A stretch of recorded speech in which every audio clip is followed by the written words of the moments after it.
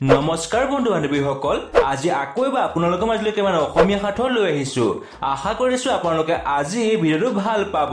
আজি 1 নম্বৰ সাঁথৰটো হৈছে আমাৰ শৰীৰৰ সেইটো কি অংগ যিটো আগৰ পৰা লিখিলে যি পিছৰ পৰা লিখিলেও সি। কি বাৰু উত্তৰটো?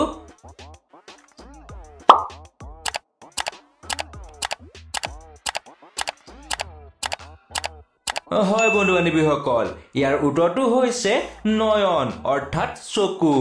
2 নম্বৰ সাঁথৰটো হৈছে আমাৰ মা যেতিয়া যায় তোমাৰ মাৰ কাষত, 2 মাহ হেৰাই যায় আইতাৰ পুত্ৰ হয় শেষত। কি বাৰু উত্তৰটো? ভাবকচোন আপোনালোকে।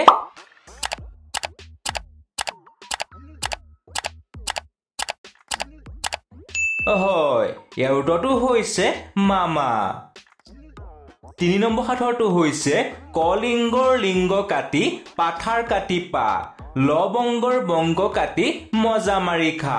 ইয়াৰ উত্তৰটো আপোনালোকে ভাবকচোন কি হ'ব পাৰে বাৰু?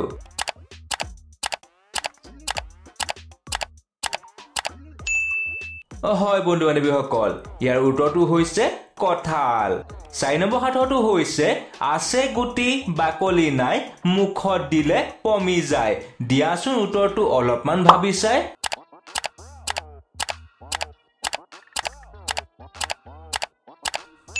হয়, আপোনালোকে হবাটোৱে। ইয়াৰ উত্তৰটো হৈছে বৰফ। 5 নম্বৰ সাঁথৰটো হৈছে মোক টিকাতে চপৰিয়াই খুচুকি মাৰে, অগ্নিত দাহ কৰি মোক জনম দিয়ে। কি বাৰু উত্তৰটো? ভাবকচোন আপোনালোকে। ইয়াৰ উত্তৰটো হৈছে মাটিৰ কলহ। বাৰু আপোনালোকে ভাবিছিল নে? কমেণ্ট কৰি জনাই দিব। 6 নম্বৰ সাঁথৰটো হৈছে পৃথিৱীত জন্ম ললো আকাশত উৰো, নতুনকৈ জন্ম লৈ আকৌ মই পৃথিৱীতেই পৰো। এনেকুৱা বাৰু কি আছে? ইয়াৰ উত্তৰটো হৈছে বৰষুণ, নহয়নে বাৰু? 7 নম্বৰ সাঁথৰটো হৈছে বাঘ নহয় মানুহ খায়, চৰাই নহয় উৰি যায়। দিয়াচোন উত্তৰটো অলপমান ভাবি চাই।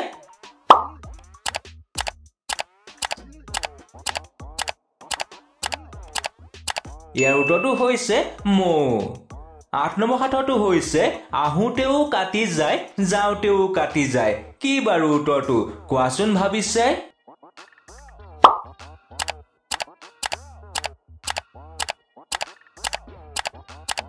হয়, ইয়াৰ উত্তৰটো হৈছে কৰত।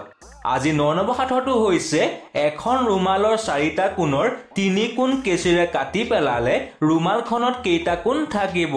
ভাবকচোন উত্তৰটো কি হ'ব পাৰে বাৰু? হয়, আপোনালোকে হবাটোৱে। ইয়াৰ উত্তৰটো হৈছে 6টা কোণ, কিয়নো এটা কোণ কাটিলে 2টা কোণ উৎপন্ন হয়। 10 নম্বৰ সাঁথৰটো হৈছে ধান কটাৰ পিছত পথাৰখন ভৰি পৰিল, এয়ানো কোন মুনি যি তপস্যা নকৰে। কি বাৰু উত্তৰটো?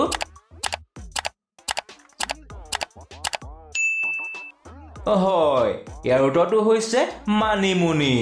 11 নম্বৰ সাঁথৰটো হৈছে ওপৰেদি ভৰাই দিয়ে তলেদি উলিয়াই দিয়ে। কি বাৰু উত্তৰটো? কোৱাচোন ভাবি চাই। বন্ধু বান্ধৱীসকল, আমাৰ চেনেলটো ছাবস্ক্ৰাইব আৰু ভিডিঅ'টো লাইক কৰি দিব। ধন্যবাদ। হয়, আপোনালোকে হবাটোৱে। ইয়াৰ উত্তৰটো হৈছে ফিল্টাৰৰ পানী, নহয়নে বাৰু? 52 নম্বৰ সাঁথৰটো হৈছে এনেকুৱা কি আছে যিটো খাবৰ বাবে টিপিব লাগে? এনেকুৱা বাৰু কি আছে যিটো খাবৰ বাবে টিপিব লাগে? ভাবকচোন উত্তৰটো।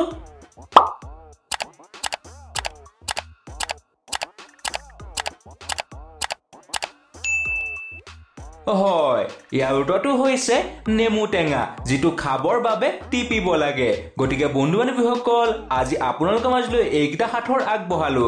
নতুন এটা ভিডিঅ'ত লগ পোৱাৰ আশাৰে আজিলৈ ধন্যবাদ।